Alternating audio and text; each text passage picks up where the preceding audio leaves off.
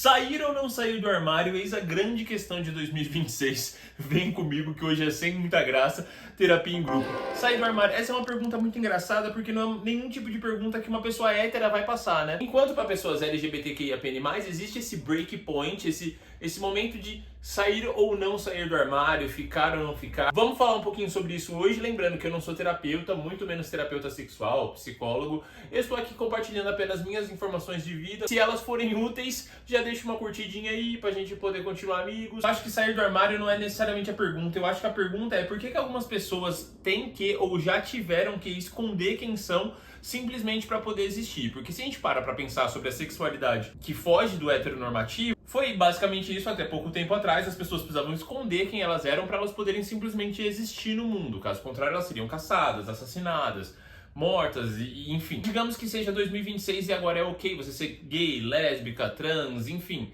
Ok, né? Porque a gente sabe que esse ok tem muitas aspas aí. Esse episódio seja sobre pensar se é certo ou errado sair do armário. Quero mais pensar nisso como qual que é o preço de sair e qual principalmente é o preço de não sair do armário. Pensando com a minha própria história, qual foi a minha experiência passando por esse processo, eu fui um menino criado por uma família praticamente só de mulheres. Eu fui criado só pela minha mãe, minha avó, minhas tias. Não tive um pai presente, então eu nunca tive uma grande figura masculina me guiando ali. Hoje em dia eu consigo enxergar como um grande ponto positivo no meu desenvolvimento pessoal. Mas que a gente sabe, obviamente, gera faltas. Mas sem se adentrar muito nesse ponto, não ter uma figura masculina crescendo junto comigo me deixou um pouco mais livre para poder me tornar a figura masculina que eu queria construir necessariamente. Eu fui descobrindo como isso ia ser para mim. Hoje em dia, quando eu penso em grande figura masculina, eu tenho para mim o Rodrigo Wilbert. Mesmo ele não sendo um membro da comunidade LGBTQIAPN+, eu considero ele minha grande diva pop. Porque ele tem esse formato de masculinidade que eu considero muito saudável, tanto para ele mesmo, quanto para os arredores e pro mundo. Meu sonho é pegar uma boa árvore, cortar ela, fazer uma mesa e falar: toma família, é uma mesa que eu fiz com as minhas próprias mãos. Eu acho isso fantástico. Ou seja, não é exatamente porque o Rodrigo Wilbert é um homem perfeito, porque ele é um homem que constrói coisas com a própria mão. Eu acho que pra mim essa foi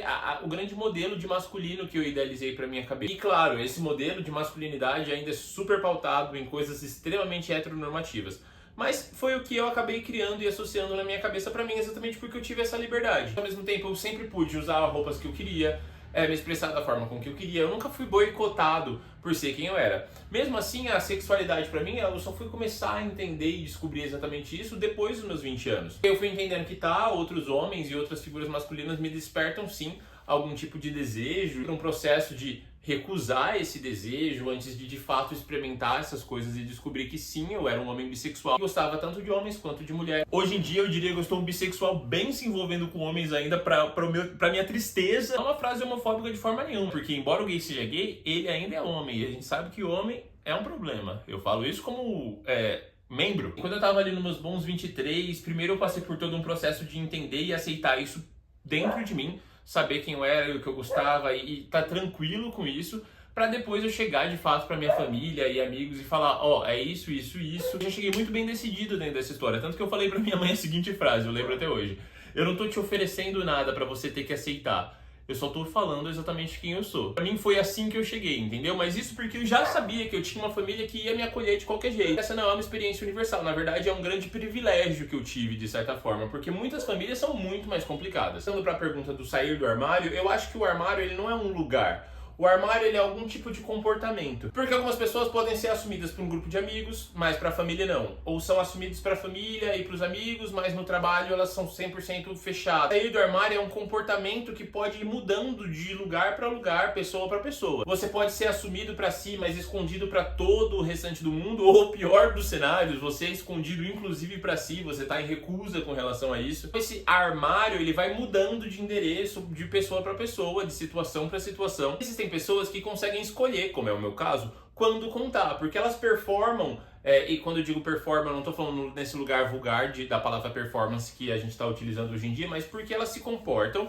de uma forma mais heteronormativa. Caso elas não falem, a raramente elas vão ser confrontadas com relação a isso. Elas têm um armário, elas têm uma caixa para elas ficarem. Mas já existem outras pessoas dentro da comunidade que nunca tiveram esse armário, que não é uma opção, que desde crianças elas têm comportamentos diferentes, já nascem mais afeminadas, mais expressivas, que falam um pouco mais fino, tem mais trejeito. As pessoas, elas nunca tiveram um armário para estar. As pessoas que crescem ouvindo, fala direito, anda direito, senta direito, se comporta direito, age como homem. Essas pessoas nunca conseguiram entrar num armário porque elas nunca tiveram. Então, para essas pessoas, acaba que o se assumir não é uma decisão, é uma consequência de vida. Isso pode ser visto como uma vantagem ou uma desvantagem de acordo com o seu ponto de vista, porque, enfim, tem um preço. Mas quando você tem dentro da sua personalidade traços mais heteronormativos, é mais fácil para você passar despercebido. E aí você consegue esconder. Só que surge um outro problema, porque quanto mais você consegue esconder, isso te gera um falso conforto de que, então, se ninguém percebe, eu talvez não precise contar. Consegue até estender isso por anos com uma vida ali levemente confortável, mas muito silenciosa. Porque aí o sofrimento deixa de ser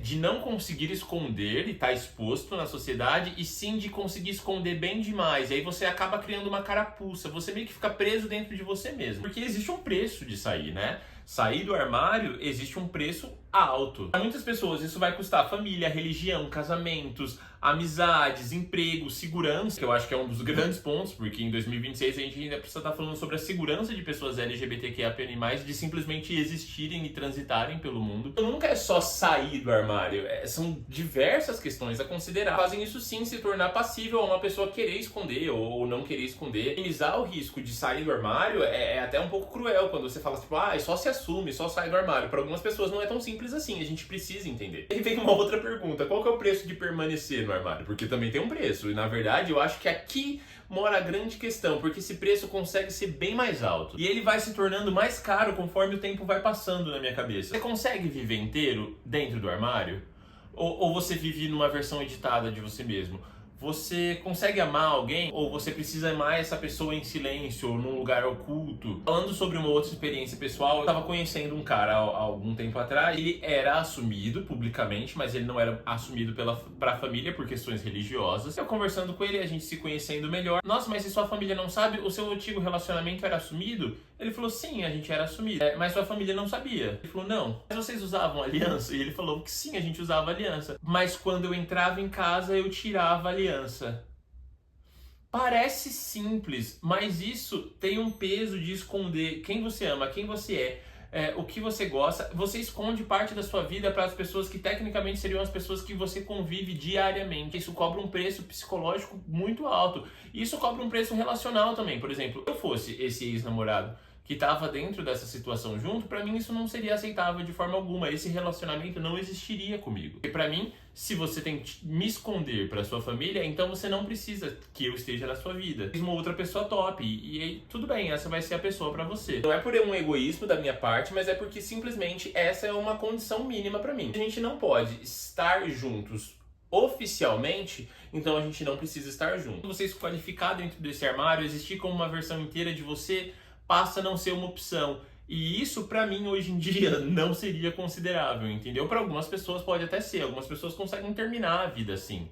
Acho muito custoso e muito triste, porque eu paro pra pensar o tanto de coisas que a pessoa tem que abrir mão. E falando sobre família, existe um lugar muito sensível aqui. Existe uma diferença entre uma família precisar de um tempo para elaborar uma questão, então, a família precisa de um tempo para elaborar como é agora a sexualidade daquela pessoa, como que funciona a dinâmica de convivência com aquela pessoa. Isso é uma coisa. Mas a família ter que exigir que uma pessoa deixe de ser de determinada forma para que ela passe a funcionar naquela organização familiar, isso pra mim, assim, é de uma crueldade tamanha. Uma família pode precisar de tempo, mas ela não pode precisar da sua inexistência. A que ponto a gente tá preservando uma relação familiar ou a gente tá se anulando dessa família? A gente tá convivendo de fato com a família se a gente não tá utilizando da nossa versão inteira? Não seria meio que um avatar seu, um personagem seu interagindo com aquela família e não a versão oficial de você mesmo? No caso desse exemplo que eu citei pouco tempo atrás, a questão que impedia essa pessoa era a religião. Aí a gente vem mais uma vez falar da religião, eu falei sobre ela em um vídeo atrás,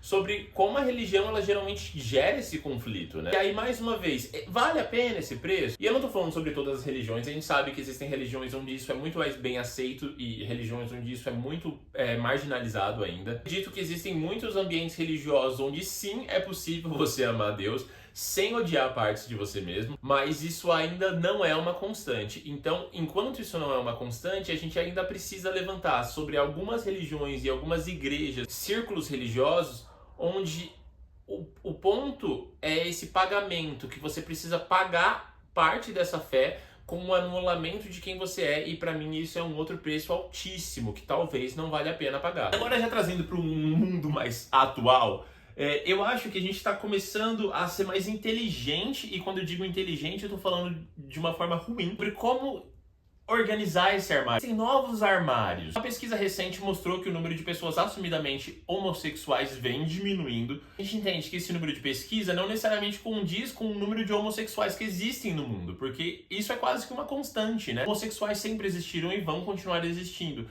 assumidamente ou não. Mas o número de pessoas declaradas homossexuais vem diminuindo. Ao mesmo tempo, a gente acompanha os surgimentos de novas nomenclaturas curiosas, como o hétero flexível, o hétero curioso, o hétero mais que fica com homens às vezes, a broderagem. Chega a ser engraçado, mas a gente tá decidido que a gente vai anular a palavra bissexual para que a pessoa possa continuar hétero, mas é um hétero plus. B da sigla LGBTQIAPN+, ele serve para isso. Eu não sei se vocês foram informados ainda em 2026, às vezes não falaram, não trouxeram a ata, mas ele serve exatamente para essa função. A gente está criando, de fato, novas identidades. O hétero curioso é sim uma identidade, ou a gente só está criando novas formas da pessoa ficar dentro do armário de forma mais confortável? Porque aí é praticamente um armário que você pode andar, você vai, dá uma voltinha, volta para dentro dele. Sai de novo, dá mais uma voltinha, volta para dentro dele. O que seria o hétero curioso? Outra palavra que aparece muito, principalmente se você navega por alguns aplicativos de relacionamento por aí, é o termo discreto. Discreto, sigiloso, não afeminado, são termos muito utilizados. Claro, existem, obviamente, pessoas mais discretas. O discreto aqui não está sendo utilizado para falar sobre pessoas que são discretas por natureza, mas eles falam sobre uma forma de agir mais socialmente aceita. Seria simplesmente uma versão socialmente aceita do medo, ou do medo de estar socialmente visto como uma pessoa LGBTQIA+. E existe uma diferença enorme entre privacidade sobre suas escolhas e invisibilidade. Eu sinto que o hétero curioso, o sigiloso, o hétero flexível, eles vieram muito desse comportamento do discreto que acaba se desenvolvendo em quase que novas personalidades. São dentro do meio, mas não assumidamente dentro do meio. O número de pessoas assumidamente homossexuais diminuir não me assusta, porque a gente tá rolando um outro movimento aí em paralelo para onde uma galera tá se deslocando e por quê, sabe? Uma frase que me irrita profundamente de ouvir é esse: minha família me aceitou, meus amigos me aceitaram, como se a aceitação fosse um mérito. Tipo, parabéns, você conseguiu aceitar. Gente, desculpa, ninguém merece uma medalhinha de ouro por tratar alguém como gente. É ótimo você ter pessoas que te aceitam e te acolhem sendo quem você é, mas isso não é muito mais do que o mínimo que elas podem fazer. O grande marco na vida de uma pessoa da comunidade não é quando o outro aceita ela, mas sim quando você aceita quem você é mesmo, sabe? Você se entende e você fala, tá legal, então é isso aqui, bora lá. Porque é quando você para de pedir autorização pro outro para você poder existir. Enquanto a autorização tá na mão do outro, você nunca vai poder ser você totalmente. Pra gente encerrar isso aqui, eu acho que o armário, no final das contas, ele nunca foi muito sobre uma forma de se mostrar para o outro, né? E sim uma forma de se negociar com você mesmo. Porque sim, muitas pessoas vão pagar um preço muito alto. E quando eu digo muito alto, eu acho que eu tô sendo até eufêmico, assim. Outras pessoas vão pagar um preço muito maior, parceladinho, durante uma vida inteira, por ficar dentro dele. E aí é quase que aqueles juros do cartão, sabe? Que vai correndo infinitamente, você nem percebe, mas quando você vê, você pagou uma conta muito mais alta. Será que isso compensa? Quanto tempo da nossa vida a gente está disposto a esconder partes tão relevantes de nós mesmos que a gente possa dar uma falsa sensação de conforto para o outro? Ou uma falsa sensação de conforto para nós mesmos? Será que isso vale a pena? É isso, eu acho que essa é a pergunta central.